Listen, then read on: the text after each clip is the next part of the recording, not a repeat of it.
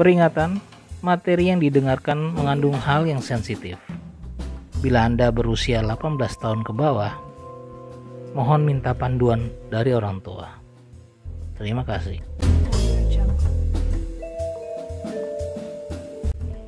Misteri kematian Issue the Raving. Kasus pembunuhan ruang tertutup yang pernah terjadi di dunia nyata.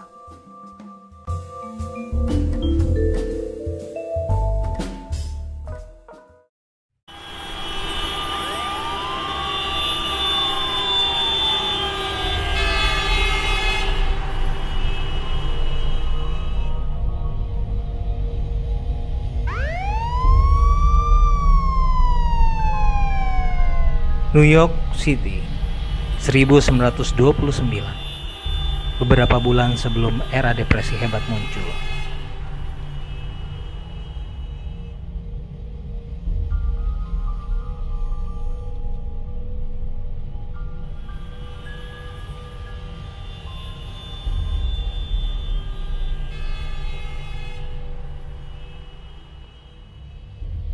New York, kota yang tak pernah tidur, bahkan di era itu sekalipun. Penduduknya bukan hanya terlalu sibuk sampai lupa tidur, tapi juga karena terjaga. Terjaga dari orang-orang yang berniat jahat. Mereka yang merampok, mencuri, dan melakukan berbagai kejahatan lainnya. Lalu lahirlah paranoid di pikiran setiap orang.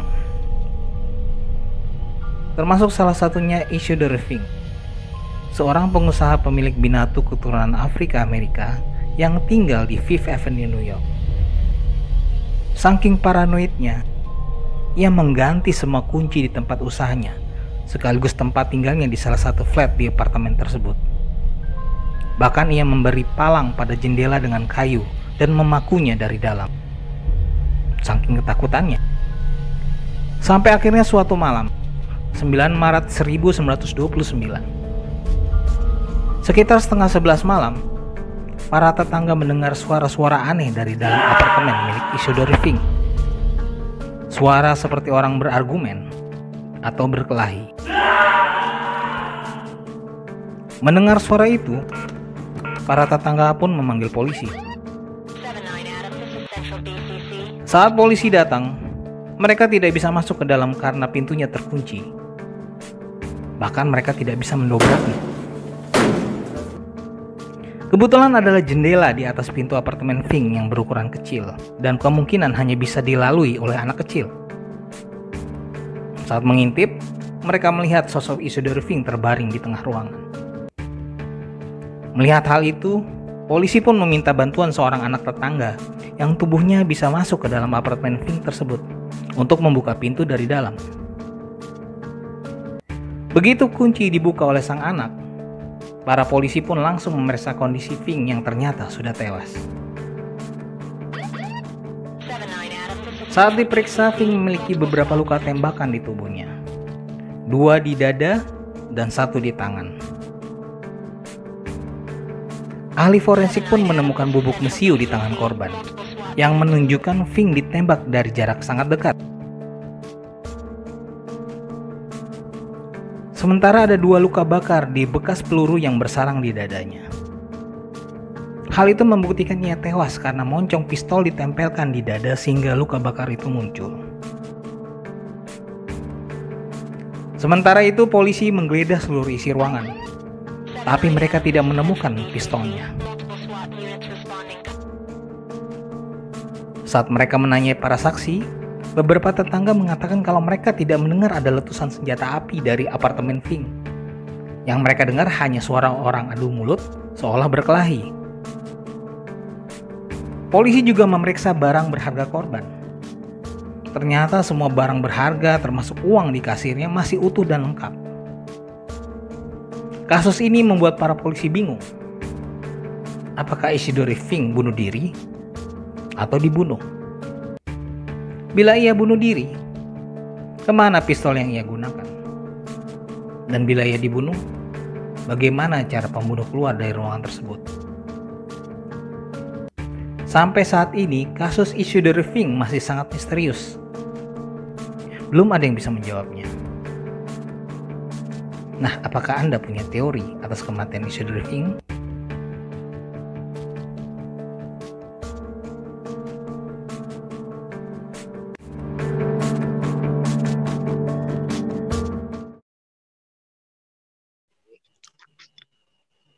Oke, selamat malam teman-teman. Selamat ketemu lagi dengan Detektif ID, Detektif Case.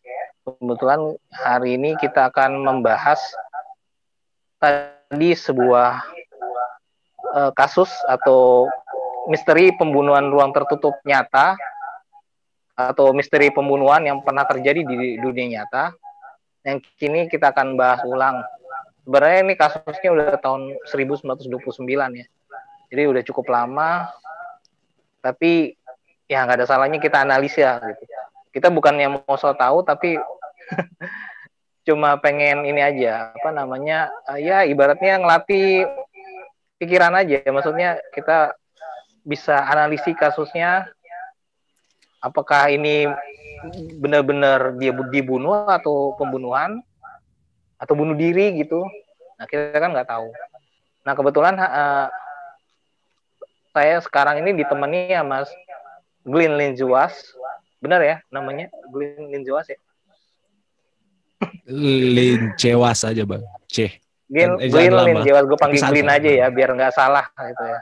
Oke. Nah Glenn ini kebetulan dia adalah bekerja di pengadilan Kejaksaan bang. Ya pengadilan negeri ya, Kejaksaan Negeri di Tomohon, Sulawesi Utara. Nah, halo Glenn, gimana kabarnya? Sehat bang, aman. Alhamdulillah sehat. Akhirnya bisa ketemu juga ya. Oh, iya waktunya. Kayaknya sibuk sekali Mas Glenn. Ada beberapa kesibukan sedikit. Oke, Glenn, tadi udah dengerin udah denger kasusnya seperti apa. Ini kematiannya Isidore Fink ini emang katanya belum terpecahkan sampai sekarang. Nah, ini katanya kan pembunuhan ruang tertutup yang terjadi di dunia nyata gitu. Yang biasanya kita ketemuin di novel-novel fiksi gitu. Kalau yang kita baca novel-novel John Disenkar atau Ellery Queen atau novel-novel Jepang, Honkaku Jepang gitu ya. Jepang. Nah, ini kita ketemu lagi ini ada di dunia nyata. Tapi kita nggak tahu ini dia benar dibunuh atau bunuh diri. Terus ini apakah ini emang benar-benar locker room misteri beneran seperti yang kita pernah tahu di novel-novel fiksi. Nah, ini akan kita bahas sama Glenn. Nah, kebetulan Glenn selain dia bekerja sebagai di pengadilan negeri gitu ya, di pengadilan negeri atau kejaksaan negeri di Tomohon. Ya, dia juga nulis tema-tema yang berkaitan dengan locker room misteri gitu. Ada beberapa cerpennya yang pernah ditulis juga berkaitan dengan pembunuhan ruang tertutup atau misteri ruang tertutup atau impossible crime, impossible murder. Ya, atau impossible murder, ada impossible disappearance gitu juga ya. Salah satunya kemarin di antologi Misteri ada novel dia yang pembunuhnya bisa terbang, dan kemudian juga membuat cerita pendek di YouTube gitu ya, Detektif Andi yang judulnya kasus teleportasi ya. Kasus teleportasi. Ya betul. Nah kira-kira Gwyn, sebelum kita ngomongin tentang kasusnya, pengen tahu dikit yang sebenarnya pembunuhan ruang tertutup itu apa sih? Nah, tentang pembunuhan ruang tertutup. Sebenarnya genre misteri ini sudah ada. Karena kan salah satu cerita awal tentang detektif yang kita tahu adalah ceritanya Edgar Allan Poe kan, yang The Murder of Room Work. Nah, di situ elemen utama dari misterinya adalah impossible crime itu atau locked room mystery. Jadi secara tidak langsung locked room mystery ini lahir bersamaan dengan detektif fiction itu. Nah, apa yang dimaksud dengan locked room mystery ini adalah bukan hanya locker room sih, tapi lebih spesifik lagi ke impossible crime atau impossible murder adalah suatu kondisi di mana suatu kejadian yang berkaitan dengan kasus kriminal, lebih banyaknya tentang pembunuhan, di mana terjadi di suatu tempat atau lokasi yang tertutup rapat, terkunci atau jendela tertutup dan pintunya juga tertutup, tapi ada kemungkinan sampai seorang korban atau korban kemudian meninggal di tengah-tengah ruangan tertutup. Atau kalau berkaitan tentang impossible crime, misalnya kejadian tentang seorang yang ditemukan di tengah pasir atau salju, sawah, jejaknya hanya jejak si korban. Nah, ini Itu walaupun jadi itu artinya di ruang impossible terbuka crime ya. dan locked room mystery adalah walaupun itu ruang terbuka.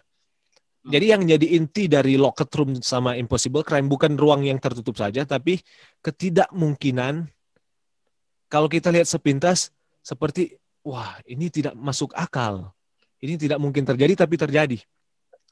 Banyak kali dikaitkan dengan misteri, tapi di setiap kali cerita misteri, detective fiction, selalu dengan list atau dengan petunjuk yang ada dan penjelasan dari detektif yang setelah dijelaskan semuanya masuk akal. Itu secara umumnya. Ya, iya oke. Itu emang pengertian dari locked room ya. Maksudnya apa sih misteri ruang tertutup itu? Nah, itu bisa tadi udah dijelaskan sama Glenn. Nah, biasanya karena ini misteri berarti orang itu biasanya polisi itu bingung ini menentukan ini kejahatan bukan sih gitu, karena nggak mungkin gitu ada orang melakukan hal ini karena kalau dari logika itu tidak masuk akal gitu. Gimana seorang bisa keluar dari ruangan tapi ruangan itu tertutup, kuncinya ada di dalam gitu. Nah, seperti kasus Isidore Rifing ini. Tapi kalau di dalam cerita fiksi, biasanya kalau kita tahu, itu ada 2 trik gitu lah. Trik menciptakan ruang tertutup itu. Biasanya pelakunya menciptakan kan. Nah, biasanya kalau saya pernah baca itu ada trik mekanik dan trik psikologi. Iya. Nah, kalau menurut Glenn sendiri, emang sebenarnya trik dari pembunuhan ruang tertutup yang dilakukan pelaku itu seperti apa tuh? Trik mekanik itu seperti apa? Trik psikologi itu seperti apa sih? Kalau kita mengklasifikasikan itu menjadi 2, misalnya trik mekanik sama trik psikologi, yang paling umum kita bisa temukan adalah trik mekanik. Misalnya, bagaimana sampai kunci dari ruangan yang tertutup itu bisa ada di tangan dari si korban. Nah, untuk mencapai solusi dari trik tersebut, maka biasanya si pelaku menggunakan semacam teknik atau trik yang menggunakan misalnya, mungkin ini sedikit spoiler untuk kasus di cerita misteri, menggunakan benang atau menggunakan tali, atau ada juga yang menggunakan es. Nah, di sini lebih kepada elemen,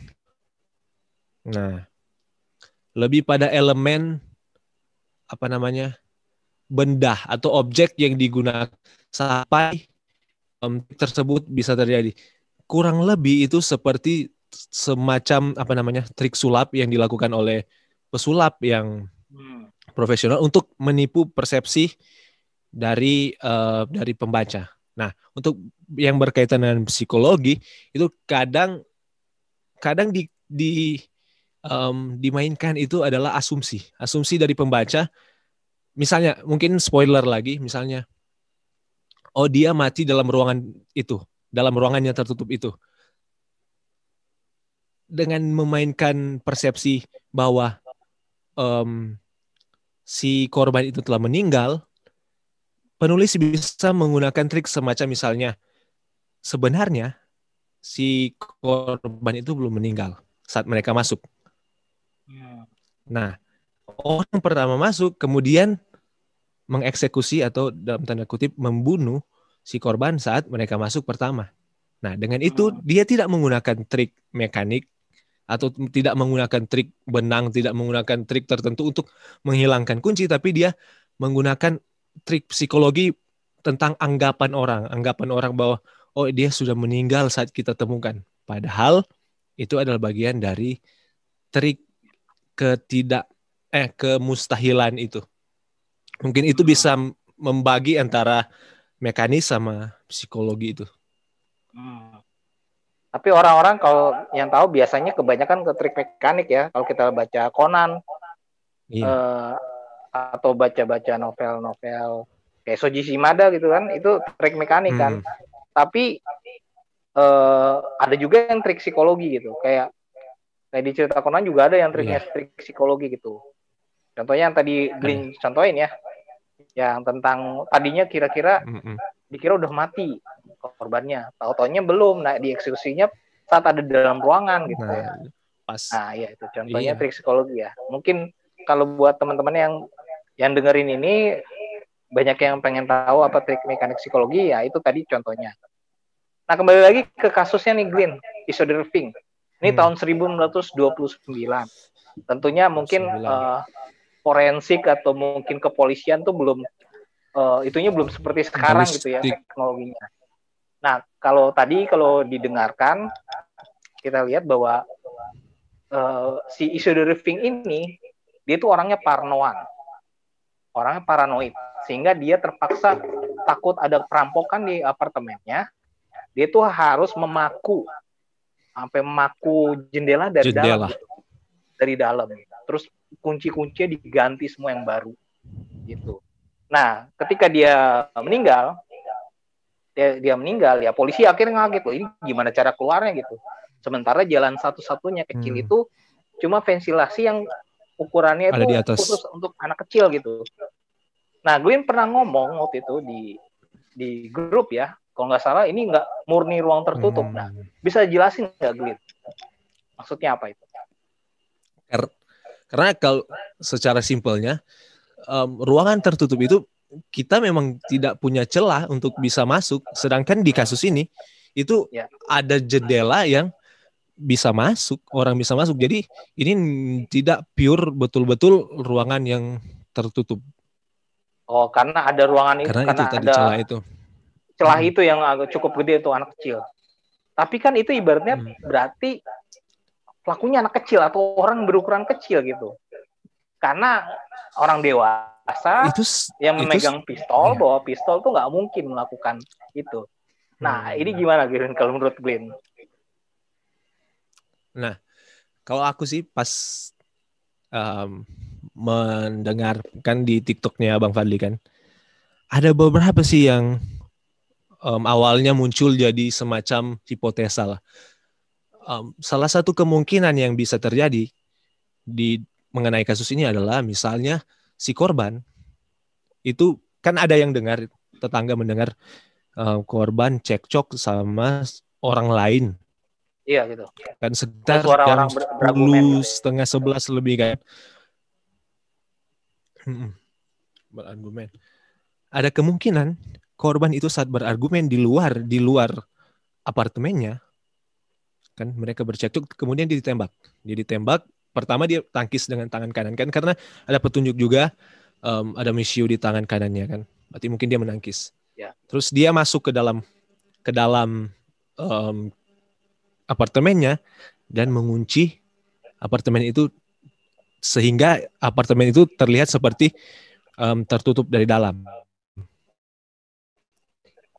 Teori ini lumayan masuk akal, tapi yang menjadi permasalahan atau kontradiksi dari teori ini adalah dia bukan hanya ditembak sekali, tapi ditembak 3 kali malahan.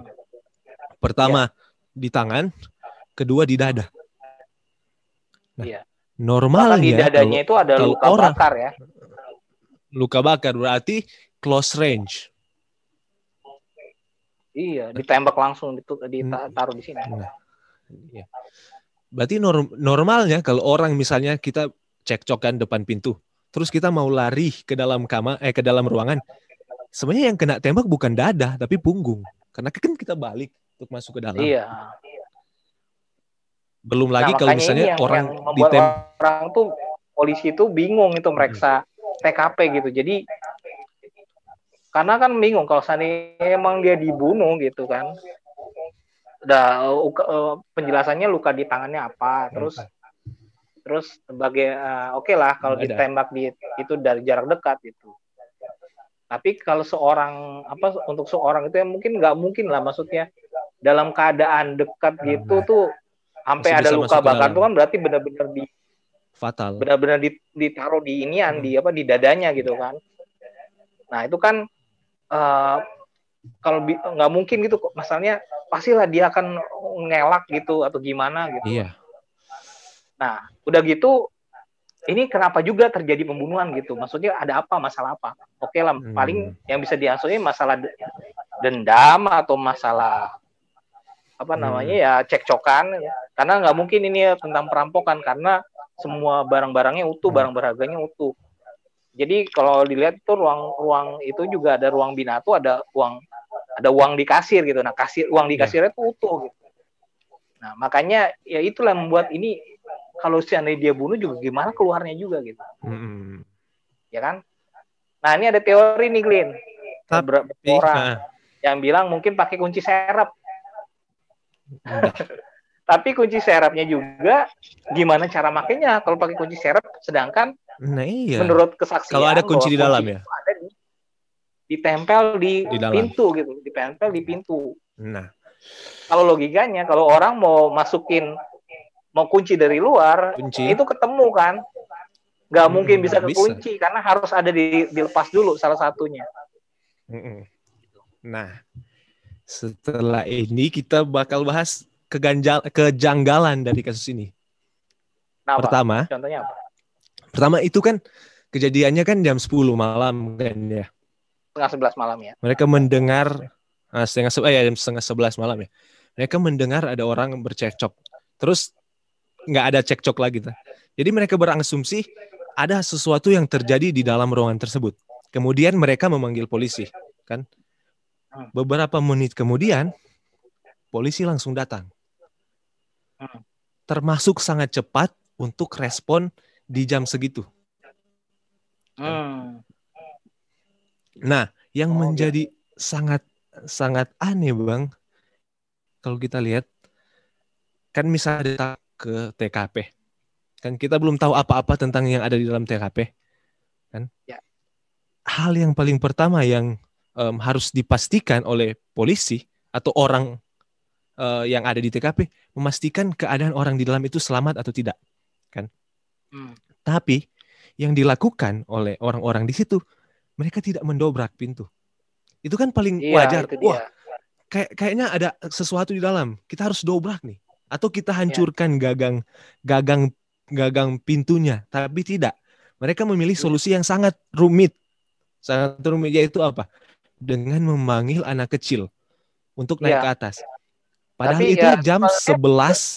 Ngerti, mereka sempat nyoba dobrak atau enggak. Ya anggaplah kalau misalnya gini ya, anggaplah mereka coba dobrak tapi nggak bisa dibuka gitu. Tapi kan mereka punya opsi untuk hancurkan gagang. Oh iya, itu mungkin juga tuh. Tapi mereka memilih opsi untuk mencari anak kecil di jam setengah 11 malam. Tahun 1920-an. Ya, karena kebetulan itu mungkin ya bisa dibilang gini ya. Itu kan kamarnya apartemen. Jadi tetangga-tetangganya itu kan juga apartemen-apartemen lain gitu kan. Kamar-kamar nomor berapa. Mungkin ada yang di situ yang wah ini cocok kali. Mungkin mereka sempat nyari itu dulu mungkin ya. Nggak ngerti juga sih. Cuma karena kita nggak tahu juga penjelasan seperti apa. Cuma yang kita dapat informasinya atau data yang kita kumpulkan emang seperti ini mungkin. Yang kita dapat gitu lah. Jadi kita nggak tahu keadaan saat itu tuh seperti apa gitu. Ya cuma benar juga itu. Mereka kalau seandainya langsung masuk, kan mereka masuk Mereka nggak mikir kan apa di dalam Di sana kamar ada masih bahaya hidup atau enggak atau gitu kan. anggaplah ada yang dengar suara tembakan, kan mereka belum tahu di dalam sudah meninggal atau belum. Kan mereka Oh, harus gini, Glin. prioritaskan keselamatan dulu. Jadi gini, Glin. Mungkin tadi kurang diperhatikan ya. Jadi sebenarnya gini, menurut kesaksian tetangga, mereka bilang begini.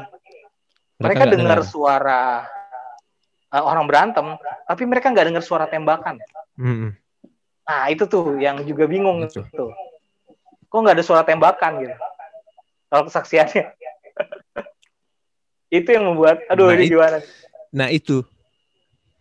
Nah, terus setelah aku coba pikir, aku bukan mau kayak sok deduksi atau apa. Aku memikirkan ini dari sudut pandang misalnya aku mau nulis cerita tentang locker room mystery terus dikasih premis kayak gini kan. Kira-kira kayak apa yang paling lumayan lah, paling masuk akal sampai ini bisa jadi terjadi lah.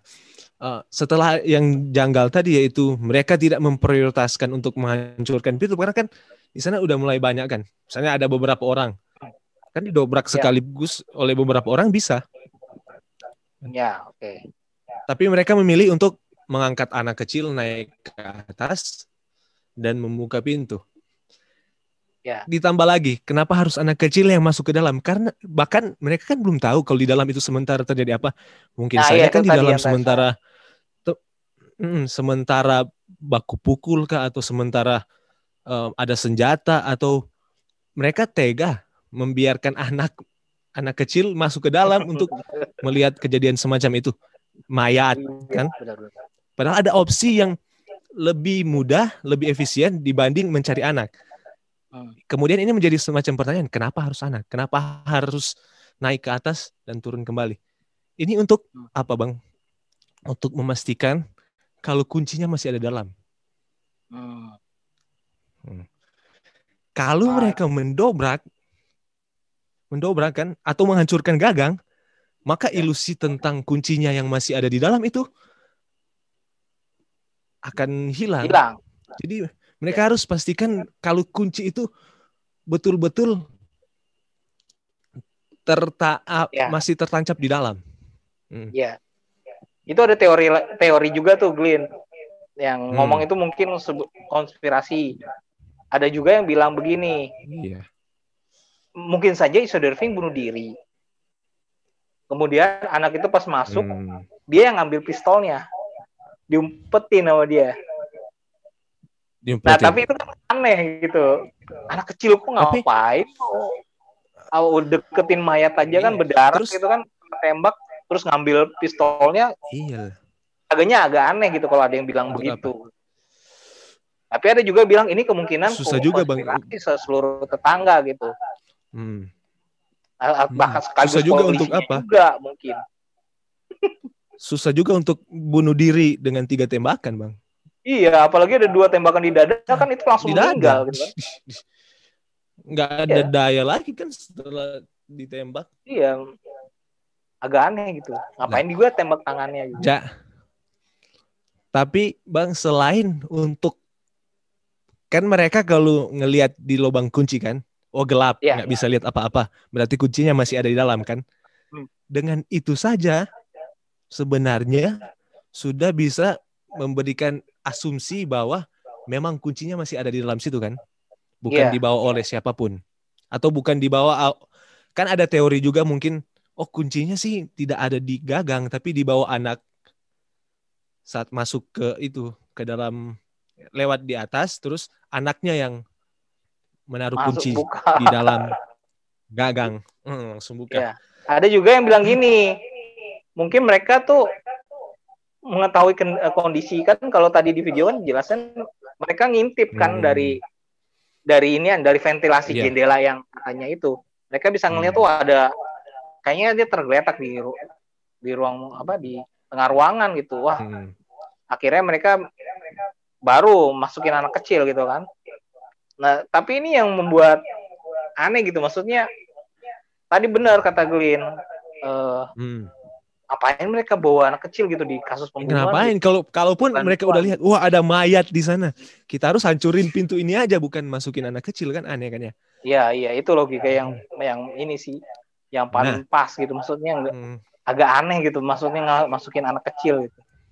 terus kenapa? Yang jadi pertanyaan lanjutan, Bang, kenapa anak kecil itu harus naik dan membuka pintu? Sebenarnya kalau aku sebagai dari sudut pandang penulis, itu untuk menghilangkan jejak, Bang. Hmm. Menghilangkan jejak dalam arti, kalau misalnya mereka dobrak pintu itu, kan, mereka hancurkan lah pintu itu, gagangnya dihancurkan, tapi kuncinya masih ada di dalam, ada satu yang akan menjadi celah di pintu tersebut. Apa itu?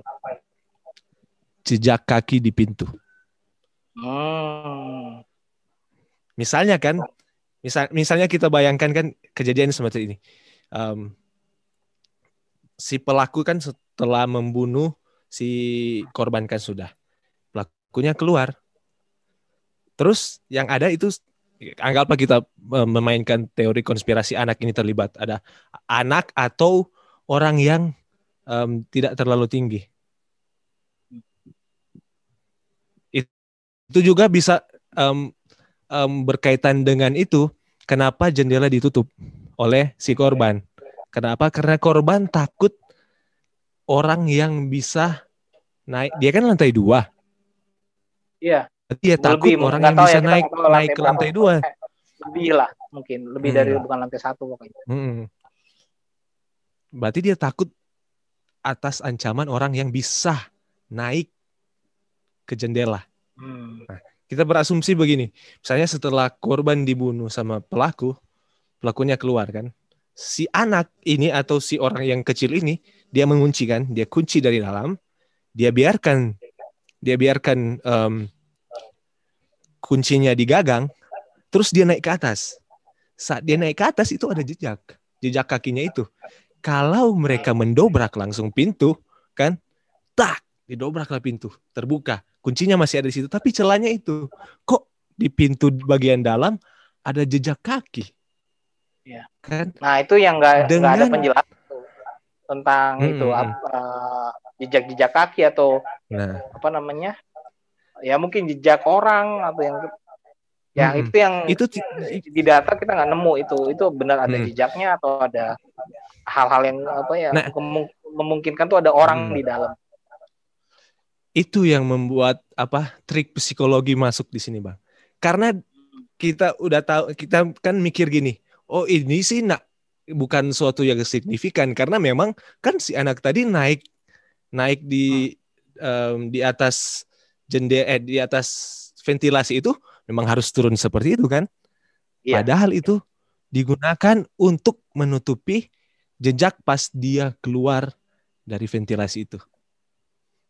Jadi untuk agar itu tidak mencurigakan, ya udah naik aja lagi supaya orang tidak akan berpikiran aneh tentang kenapa ada jejak di.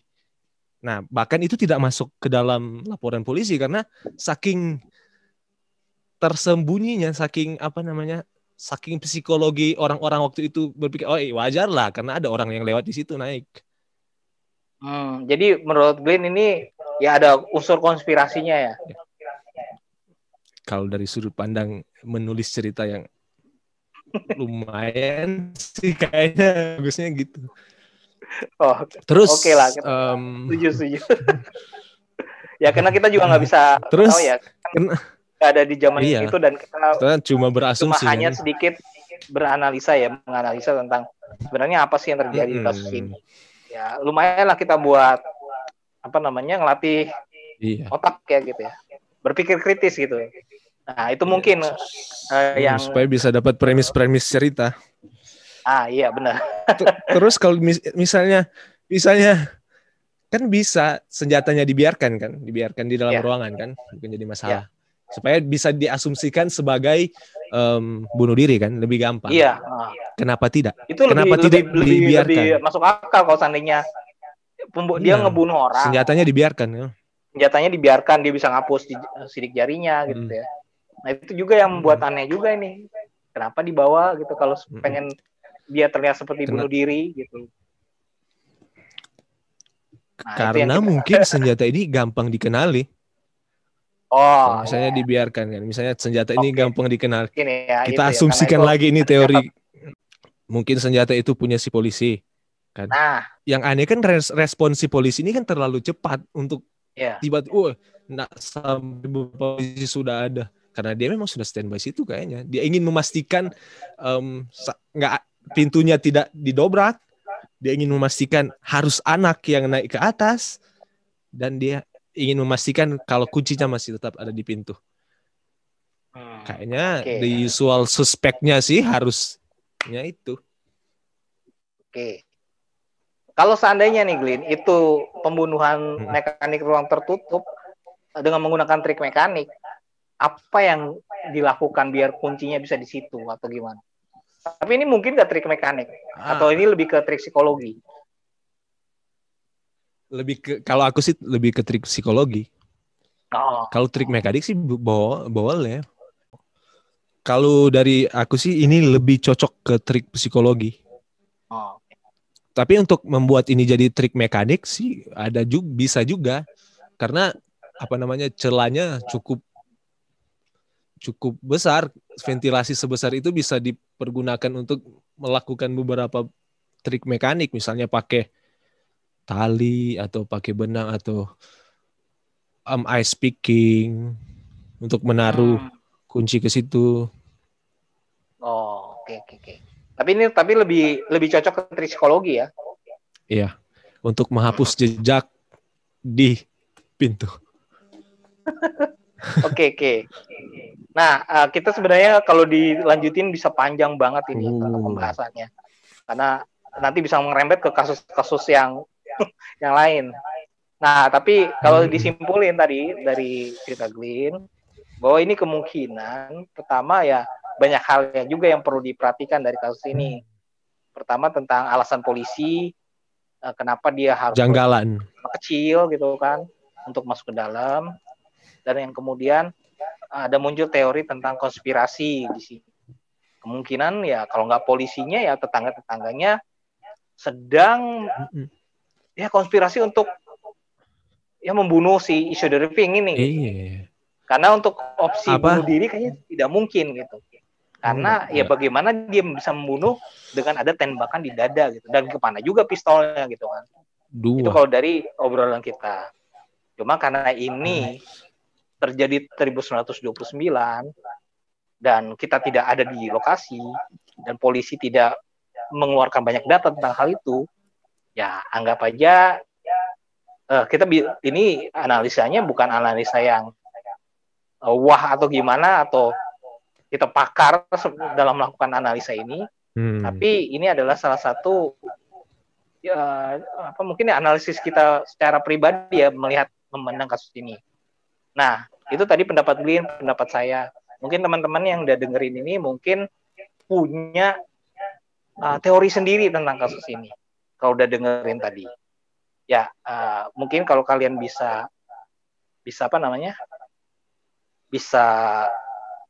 punya teori itu ya mungkin bisa deh. Mungkin kalau teman-teman punya teori ya silakan aja di komen ya di bawah gitu, atau ya itu mungkin itu aja kali ke Glyn ya. Oke. Untuk yang kasus ini gitu. Apa mungkin ada sedikit lah. Atau komentar lain? Kan apa orang bilang dia tidak punya musuh kan si korban ini kan. Iya. Terlalu aneh untuk orang yang tidak punya musuh sampai separno itu terhadap jendela dan ditutup dari dalam. Kan kayak kontradiksi sekali. Ya, jadi mungkin, dia kayaknya takut untuk ya oke. Mungkin itu nanti bisa jadi pertimbangan juga dengan teman-teman kalau ada yang punya teori untuk menambah, mungkin punya analisa tersendiri gitu ya, di luar dari yang pandangan kami gitu. Yang kita di sini silahkan nanti bisa diceritakan, bisa hubungi Detektif ID, mungkin bisa dengerin di Instagram atau di YouTube, atau mungkin juga ya berikan respon di podcast kita di Detektif Cast. Begitu aja kali Glyn ya. Sorry udah ganggu malam-malam. Oke. Udah untuk ngebahas tentang. Nggak apa-apa. Ya udah ganggu nih waktunya. Beh. Thank you banget Glyn ya Kemarin untuk aku sampai ngobrol. mudah-mudahan mungkin akan Sama jadi inspirasi temanku nggak tentang mungkin ini. kalau tentang buat cerita Oh, kayak gini Glyn. karena kan aku punya teori ini, terus aku bilang ke temanku kan, kira-kira teoriku begini. Ternyata dia pikir juga yang sama. Jadi akhirnya kami kembangkan beberapa premis yang kira-kira bisa jadi Oke, terowongan untuk menarik juga itu. nanti lah. Kalau ada waktu bisa Kita dikembangkan. tunggu ceritanya dah ntar kalau seandainya beneran mau dibuat terinspirasi dari kasus Oke. ini. Ya, itu aja ya Glyn ya. Sorry kalau udah ganggu. Terima kasih udah Terima gabung kasih banyak, Bang. di acara di apa namanya di Detektif Cast di YouTube juga. Mungkin buat teman-teman kita ketemu lagi di kapan-kapan di kasus-kasus misteri dunia nyata sungguhan atau mungkin apa ya kasus yang Kita pernah buat terjadi dan tantangan mungkin untuk para penonton. nah iya mungkin bisa ketemu lagi, bisa saya sama Glyn atau mungkin saya ngundang temen yang lain atau Glyn nanti juga punya teori sendiri ya, ntar kita tunggu aja ya. Oke, itu aja, terima kasih udah mendengarkan. Thank you, Bang. Thank you.